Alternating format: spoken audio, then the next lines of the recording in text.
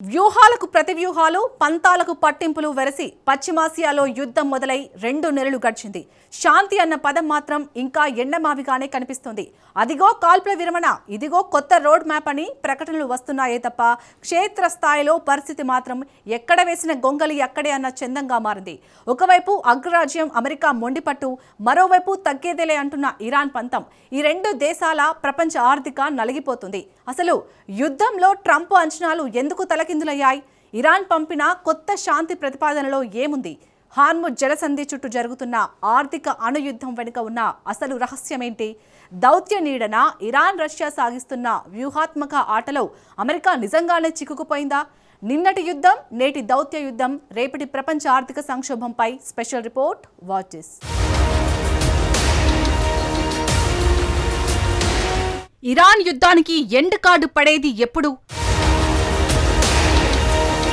Tehran latest శాంతి ప్రణాళికలో ఏముంది? ట్రంప్పై రష్యా గన్ని ఇరాన్ ఎక్కుపెట్టిందా?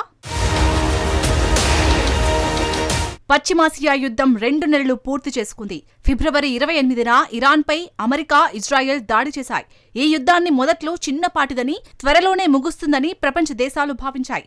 ఆఖరికి అమెరికా అధ్యక్షుడు డొనాల్డ్ ట్రంప్ కూడా ఇదే అంచనా వేసుకున్నాడు. సుప్రీం లీడర్ అయతుల్లా అలీ ఖమేనీని చంపేస్తే చాలు, ఇరాన్ ఖేల్కతమవుతుందని భావించారు. అందుకే అలీ ఖమేనీని టార్గెట్ చేశారు. అమెరికా నిబంధనలకు ఇరాన్ తలవంచి త్వరలోనే శాంతికి అంగీకరిస్తుందని ట్రంప్ భావించాడు. కానీ ఈ యుద్ధం మొదలై 2 నెలలైనా ఆగడం లేదు. అంచనాలన్నీ తలక్రిందులయ్యాయి. ట్రంప్ ప్రకటించిన కాల్పుల విరమణ శాంతిని ఏమాత్రం తీసుకురాలేకపోయింది.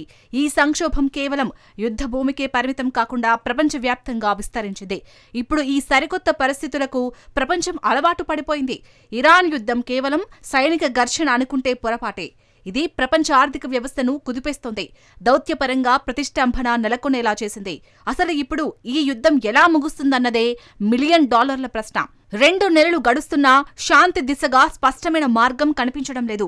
శాంతికి ఒక కొత్త ప్రతిపాదన, తాజా ప్రతిష్టంభన, అధికార రాజకీయాల మరో అంకం మొదలైంది. 2 రోజుల క్రితం ఇరాన్ కొత్త శాంతి ప్రణాళికను ప్రతిపాదించింది. మధ్యవర్తుల ద్వారా వాషింగ్టన్కు పంపింది.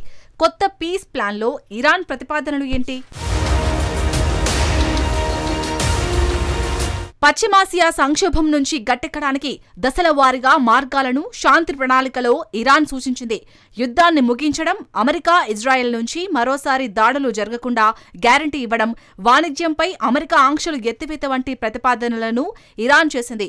వీటికి అంగీకరిస్తే హార్ముజ్ జలసంధి మళ్లీ తెరుస్తామని టెహ్రాన్ చెబుతోంది. ఆ తర్వాత అణు కార్యక్రమంపై చర్చలంటూ ఇరాన్ తేల్చి చెప్పింది. ఇరాన్ ప్రతిపాదనలు చూడటానికి చాలా చక్కటి రోడ్ మ్యాప్లా అనిపిస్తుంది. కానీ లోతుగా పరిశీలిస్తే మాత్రం ఇరు దేశాల మధ్య ఉన్న అసలు విభేదాలను ఇది ఎత్తి చూపుతోంది. భద్రత, వాణిజ్య అంశాలను మొదట చర్చించాలని ఇరాన్ పట్టుబడుతోంది. కాదు, అణు కార్యక్రమంపైనే ముందుగా తేల్చుకుందామని అమెరికా వాదిస్తుంది.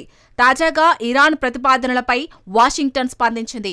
తాజాగా ఇరాన్ పంపిన ప్రతిపాదనలపై ఉన్నత స్థాయి జాతీయ భద్రతా బృందంతో ట్రంప్ చర్చించినట్టు వైట్ హౌస్ ధృవీకరించింది.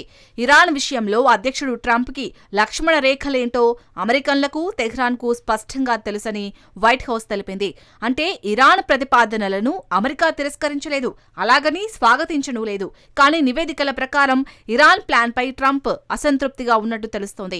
ఈ సంక్షోభానికి అసలు కారణం ఇరాన్ అణు కార్యక్రమం. దీనిపై చర్చలు వాయిదా వేయాలని ఇరాన్ భావిస్తుంది. అదే ముందు తేలాలని అమెరికా వాదిస్తోంది. హార్ముజ్ను తెరుస్తామని ఇరాన్ ఆఫర్ చేసింది. కానీ అణు కార్యక్రమంపై చర్చలను పక్కన పెట్టడంతోనే ట్రంప్ ఆగ్రహానికి గురవుతున్నాడు. అయితే ఇరాన్ ప్రతిపాదనలను ట్రంప్ సర్కార్ అంగీకరిస్తుందా? అసలు ఈ యుద్ధం మొదలైందే అణు కార్యక్రమం గురించని, అలాంటప్పుడు అమెరికా ఎలా అంగీకరిస్తుందని వైట్ హౌస్ ప్రశ్నిస్తోంది. ప్రస్తుత ప్రతిష్టంభన గురించి ఒక్క ముక్కలో చెప్పాలంటే షిప్పింగ్ మార్గాల పునరుద్ధరణ, ఆంక్షల నుంచి ఉపశమనం, భద్రతా హామీలు కావాలని ఇరాన్ డిమాండ్ చేస్తోంది. అణు అంశమే తమకు మొదటి ప్రాధాన్యమని అమెరికా తెగేసి చెబుతోంది. ఈ 2 దేశాల మధ్య పంథాల్లో మార్పు రానంత వరకు ఈ సంక్షోభంలో ముందడుగు పడడం అసాధ్యం. అయితే ఈ సంక్షోభం కేవలం అణు చర్చలకే పరిమితం కాలేదు. ఇది ప్రపంచంపై ఆర్థిక ఒత్తిడికి సంబంధించిన అంశం. ఎందుకంటే ప్రపంచ ఆర్థిక వ్యవస్థకు హార్ముజ్ జలసంధి జీవనాడి వంటిది. ప్రపంచ చమురు, గ్యాస్ ఈ జలసంధి మార్గంలో 5వ వంతు సరఫరా అవుతుంది. అందుకే హార్ముజ్ జలసంధిని ఇరాన్ ఒక ఆయుధంలా వాడుకుంటుందని అమెరికా విదేశాంగ సెక్రటరీ మార్కో రూబియో ఆరోపించాడు. ప్రపంచంపై ఇరాన్ ఆర్థిక అణుబాంబును ప్రయోగిస్తుందని రూబియో మండిపడ్డాడు. రూబియో ఆరోపణల్లో నిజముంది. అమెరికా జుట్టు పట్టుకొని నేలకు వంచడానికి తమకు ఉన్న ఏకైక ఆయుధం హార్ముజ్ జలసంధినని ఇరాన్ భావిస్తుంది. అందుకే యుద్ధం మొదలైన నాటి నుంచి ఆ మార్గంపై తెహ్రాన్ ఉడుం పట్టుపట్టింది. వాషింగ్టన్ కోణం నుంచి చూస్తే హార్ముజ్లో ఇంధన సరఫరాలను ఇరాన్ ఆటంకం కలిగిస్తుంది. దీంతో చర్చల్లో పైచేయి సాధించాలని ఇరాన్ ప్రయత్నిస్తున్నట్టు అమెరికా భావిస్తుంది. అందుకు తగ్గట్టుగానే అంతర్జాతీయ మార్కెట్లు కూడా స్పందిస్తున్నాయి. శాంతి చర్చలపై ఆశలు సన్నగిల్లడంతో తాజాగా చమురు ధరలు మళ్లీ పెరిగాయి.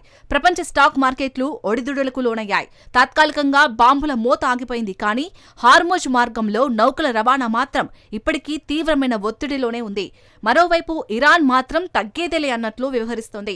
హార్ముజ్ జలసంధిపై తమ సైన్యానికి పూర్తి పట్టు ఉందని తెహ్రాన్ ప్రకటిస్తోంది. శత్రు దేశాల నౌకలు, సబ్మరైన్ల రాకపోకలను పూర్తిగా నియంత్రించామని ఇరాన్ చెబుతోంది.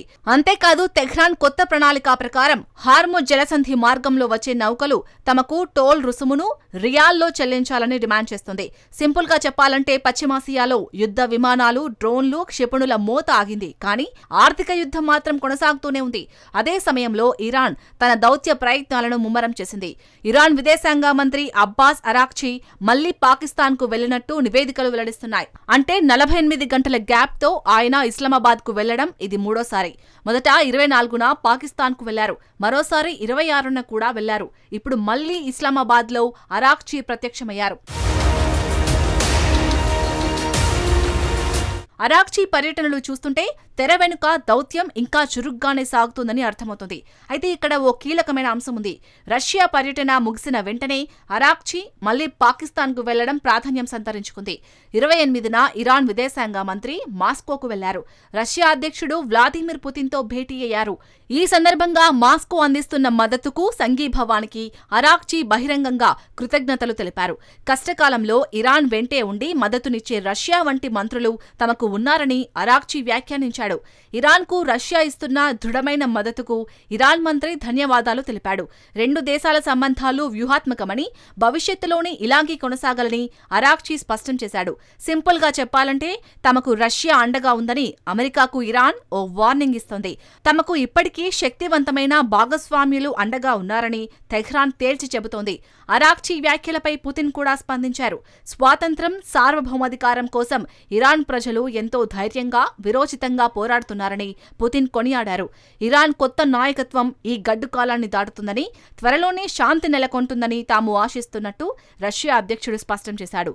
ఒక రకంగా చెప్పాలంటే తెహ్రాన్కు అండగా ఉన్నామని మాస్కో కూడా బహిరంగంగానే చెబుతోంది. ఈ సంక్షోభంలో ఇప్పుడు కీలక మలుపు చోటు చేసుకుంది. ఇప్పటి వరకు ప్రేక్షక పాత్రకే పరిమితమైన యూరప్ కూడా ఇరాన్ యుద్ధం చర్చల్లోకి ప్రవేశిస్తుంది. యుద్ధం కారణంగా తమ మార్కెట్లు, సరఫరా వ్యవస్థలు దెబ్బతింటున్నా ఇన్నాళ్లు యూరప్ మౌనం వహించింది. కానీ ఇప్పుడు యూరోపియన్ నాయకులు కూడా గలం విప్పుతున్నారు. జర్మనీ ఛాన్సలర్ ఫ్రెడరిక్ మెర్జ్ సంచలన వ్యాఖ్యలు చేశారు. అమెరికాను కావాలనే ఇరాన్ అవమానిస్తోందని మెర్జ్ అభిప్రాయపడ్డాడు. శాంతి చర్చలు జరపకుండానే అమెరికా ప్రతినిధులను ఇస్లామాబాద్ చుట్టూ తిప్పుకుంటూ ఏ ఫలితం లేకుండా ఇరాన్ వెనక్కి పంపుతుందని మెర్జ్ వివరించాడు. ఈ వ్యాఖ్యలు రెండు కారణాలతో అత్యంత ప్రాధాన్యత సంతరించుకున్నాయి. మొదటిది, ఈ సంక్షోభ పరిష్కారంలో పురోగతి లేకపోవడంపై యూరప్ దేశాల్లో పెరుగుతున్న అసహనాన్ని ఇది సూచిస్తుంది. రెండోది, అసలు ఈ సమస్య ఎలా ముగుస్తుందనే దానిపై అమెరికా మిత్ర దేశాలకు స్పష్టత లేదని అర్థమవుతుంది. భాగస్వామ్య దేశాలే ఇలాంటి ప్రశ్నలు సంధిస్తున్నప్పుడు ఈ ప్రతిష్టంభనతో నష్టం మరింత పెరుగుతోంది. అందుకే ఇప్పుడు ఈ రగడ ఐక్యరాజ్య సమితికి చేరింది. న్యూయార్క్లో జరిగిన ఒక సదస్సులో అమెరికా, ఇరాన్ ప్రతినిధులు మరోసారి ముఖాముఖి తలపడ్డారు. అక్కడ కూడా అవే పాత సమస్యలు చర్చకు వచ్చాయి. 2 నెలలు గడుస్తున్నా ఇరు దేశాల్లో విశ్వాసం లేదు. ఉమ్మడి అంగీకారం లేకుండానే చర్చలు జరుగుతున్నాయి. ఈ పరిణామాలతో పశ్చిమాసియా సతమతమవుతోంది. ఇది ప్రస్తుత చిత్రం. ఓవరాల్ గా చూస్తే తమకు ముందు గ్యారంటీలు ఇవ్వాలని ఇరాన్ డిమాండ్ చేస్తుంది. తమకు రాయితీలు కావాలని అమెరికా పట్టుబడుతోంది. ఎవరికి వారు మేమే ముందు అని పంతాలకు పోతున్నంత కాలం చర్చలు ముందుకు కదలవు. ఈ ధోరణి మారనంత వరకు పశ్చిమాసియాలో శాంతి అనేది అందని ద్రాక్షే.